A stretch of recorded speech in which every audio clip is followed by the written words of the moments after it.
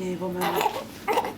Luca n'avait même pas 2 semaines de vie lorsque les premiers symptômes se sont manifestés. Il a commencé à tousser, à couler du nez, un petit virus comme un petit rhume, là. On pensait que c'était banal. En apparence, plutôt banal pour les adultes ou les enfants un peu plus âgés. Mais le VRS, le virus respiratoire syncytial, peut être grave pour les petits comme lui. C'est ce qui le force à être hospitalisé à l'unité de médecine pédiatrique à Sainte-Justine. Il y a eu un vomi aussi au bord de 4 heures cette nuit. Amélie Bellefleur-Provost est au chevet de son fils d'1 mois depuis mercredi dernier. Il a été gavé avec un tube par le nez pendant quasiment 3 jours. Là, on est dans la réadaptation de le faire boire au biberon depuis hier soir. Fait que on y va petit peu par petit peu. Cette impuissance, ils sont plusieurs parents à la vivre aux côtés de leur nouveau-né. J'ai compris qu'il y avait beaucoup de cas pour les soins intensifs cette nuit.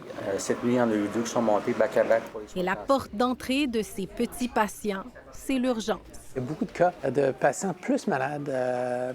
Plus malades, je dirais, que dans le passé. On est en train de vivre beaucoup de cas de patients avec quelque chose de respiratoire, soit de l'asthme, la bronchiolite, la laryngite, les pneumonies. Donc, ces enfants-là sont tous affectés par plusieurs virus. Le virus le plus important, c'est le VRS. Dans les dernières semaines, les taux d'occupation de l'urgence pédiatrique ici ont varié entre 150 et 260 % selon le chef, Dr. D'Angelo. 75 % des patients ont un problème respiratoire. L'adulte est capable de se dégager en toussant, mais l'enfant a beaucoup plus de misère en toussant de dégager ces sécrétions-là qui restent pris dans les bronches. Donc, ils ont de plus en plus de misère à respirer. Et ça impacte beaucoup sur la capacité de boire. L'automne dernier aussi, la saison du VRS avait été désastreuse dans les urgences pédiatriques. Un contre-coup de la pandémie. Quand on est retourné dans nos vies habituelles, c'est sûr qu'il y avait 3 cohortes de naissance, donc les enfants de 0 à 3 ans n'avaient pas vu le VRS. Ça fait que leur première année, ils ont tous été hyper malades. Le Comité sur l'immunisation du Québec examine actuellement l'option d'un vaccin contre le VRS pour les femmes enceintes. Une décision devrait être prise d'ici cet été pour avoir une recommandation avant la prochaine saison.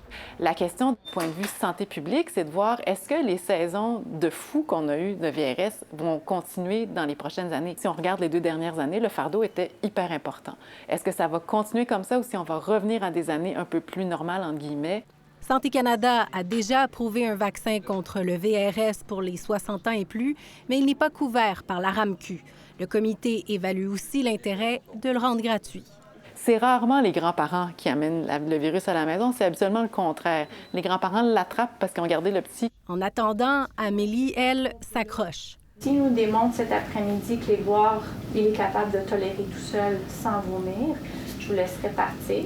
La condition de Luca s'améliore, mais pour elle et sa famille, les fêtes seront tranquilles cette année.